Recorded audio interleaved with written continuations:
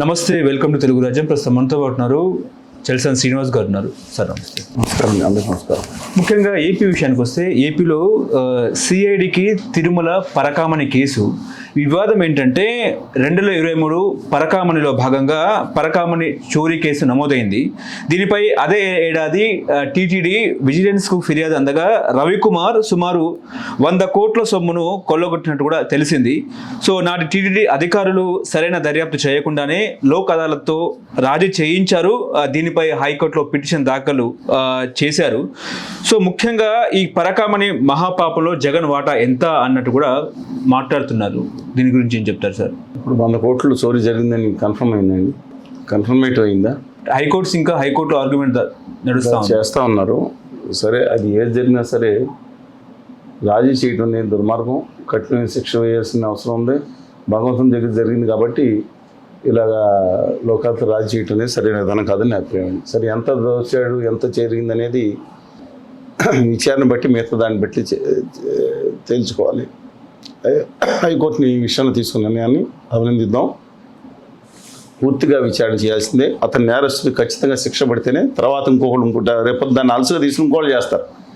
ఏమన్నా రాజీ చేసుకోవచ్చు కదా, 10 కోట్లు సంపాదించుకుని 5 కోట్లు రాజీ చేసుకోవచ్చు కదా అని చెప్పారు. అందువల్ల కానీ ఒకటి ఏంటంటే దాటి 100 కోట్లు పోయిందా, 10 లక్షలు పోయిందా, 5 లక్షలు పోయిందా అనే విషయంలో నేను తీర్పు ఇవ్వలేదు. మీ న్యాయ నిర్ణేతలు మీ ఉన్నారు అసలు ఎవరైనా ఆర్నాబ్ గోస్వామి గారు, ఇంటర్నేషనల్ సుప్రీంకోర్టు జడ్జి గారు లాగా ఆయన జడ్జి గారు అయినా, నిర్ణయం అయినా, న్యాయ విచారణ అయినా, వాదన అయినా, తీర్పు అయినా, ఆ ఉరిశిక్ష ఇస్తే అమలు తాడులాగేది కూడా ఆయన. అలా అయిపోయిన పరిస్థితులు జర్నలిస్టులు చేయాలి. నేను చేయలేదు అంటే కోర్టులు చేయాలి. జర్నలిస్టుల వల్ల ఏముందండి? జర్నలిస్టులు చేస్తున్నారు. శిక్షలు కూడా వాళ్ళే చేసేస్తున్నారు. చచ్చిపోయిన తర్వాత ఆ లోతు ఎంతో చూసి అన్నీ వాళ్ళు చేసేస్తున్నారు కొంతమంది. అందరూ నేను అన్నా డ్యూ రెస్పెక్ట్ లాట్ ఆఫ్ ఒక మరీ దుర్మార్గంగా ఒక ప్రతిపక్ష పార్టీ వాళ్ళని ల్యాప్ డాగ్లని అని పిచ్చి పిచ్చి కోతలు ఎవరో కుయ్యరు కొంతమందికి వస్తారు. వాళ్ళ గురించి మాట్లాడుతున్నానండి.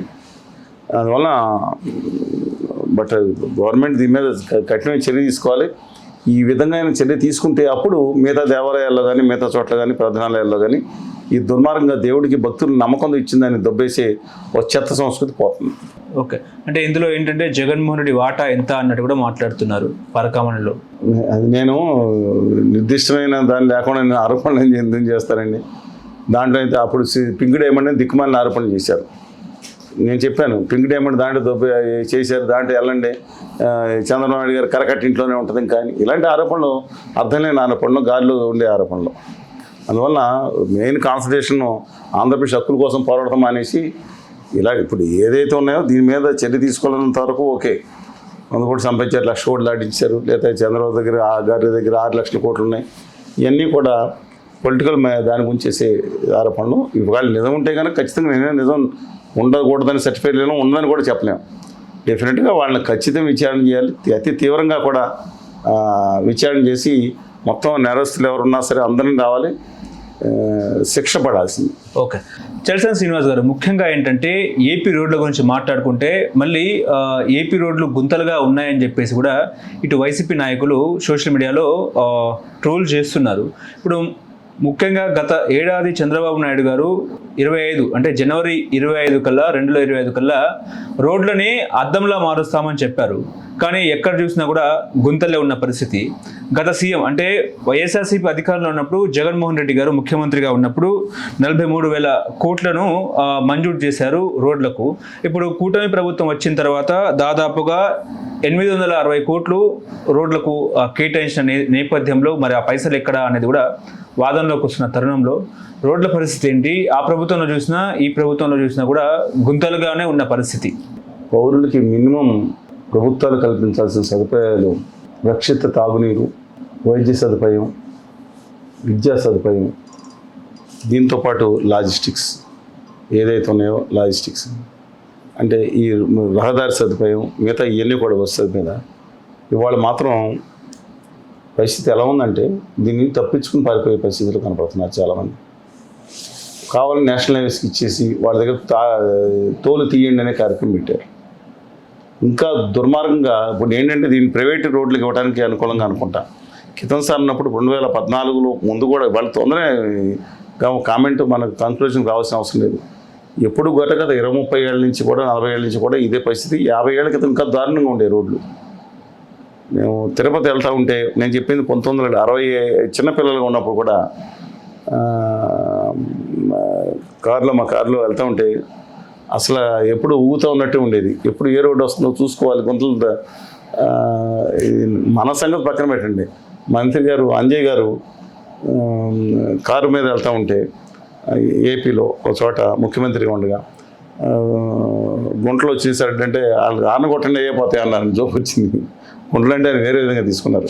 నైస్ జెంటిల్మెన్ అండి. చాలా ఇబ్బందిగా ఉండేది. బట్ వారి పీరియడ్ ఆఫ్ లాస్ట్ ఒక 25 years నుంచి కొంచెం రోడ్ల పరిస్థితి మెరుగుపడింది. కానీ అన్ని రోడ్లు మనం చేయలేం కదా. కానీ వాళ్ళ క్రితంసారి 2014 తర్వాత నేనే ట్వీట్ చేశాను. మంత్రి గారు పీతాని గారు ఉండగా కొంత కేర్ తీసుకున్నాను. మా పాలకొల్లు పశ్చిమ గోదావరి జిల్లా రోడ్లే చూసుకుంటే నారాయణపురం అన్ని చోట రాష్ట్రం తిరుగుతాను. 1.5 kilometers సంవత్సరం తిరిగి ఉండే అన్ని రోడ్ల మీదే 99% కారు మీద తిరుగుతాను నేను. ఓకే. అందుకని అత్యంత బాధపడే వ్యక్తులు నేను కూడా ఉన్నాను. సర్వకల్ స్పాండిలైటిస్ ఇవన్నీ చాలా గిఫ్ట్లు ఇచ్చినాయి.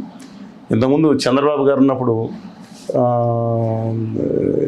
రోడ్లు అయితే ఈ రోడ్ల మీద ప్రయాణిస్తే గర్భవతికి ప్రసవం కూడా అయిపోతుందని జోకులు వేశారు. జగన్మోహన్ రెడ్డి గారు వచ్చిన తర్వాత గర్భస్రావం అయిపోతుంది జోకులు వేశారు. దిక్కుమాల మన మహిళల మీద వేసుకుంటూ ఉంటారు జోకులు. కానీ ఇవాళ పరిస్థితి ఏంటంటే హార్ట్ అటాక్ వచ్చి పోతారనే పరిస్థితి కింద చేసుకుంటున్నారు. ఇవాళ ఒకటే చెప్తున్నానండి, ఇవాళ రోడ్ల మీద జవాబుదారీతనం ఉండాలి. రోడ్డు వేసిన కాంట్రాక్టర్ పేరు అక్కడ ఆ రోడ్డు మీద ఈ కాంట్రాక్ట్ ఇంతవరకు వేశారు, గ్యారంటీ ఇతని పేరు ఇది, ఇతని ఆఫీస్ కాంట్రాక్ట్ నెంబర్ పని చేయకపోయించో అతనికి పెనాల్టీ కూడా ఎంత అని చెప్పి ఈ రోడ్డు ఎవరైతే వేసారో రోడ్డు కాంట్రాక్టర్ కాంట్రాక్ట్ నెంబర్ పెట్టాల్సిందే.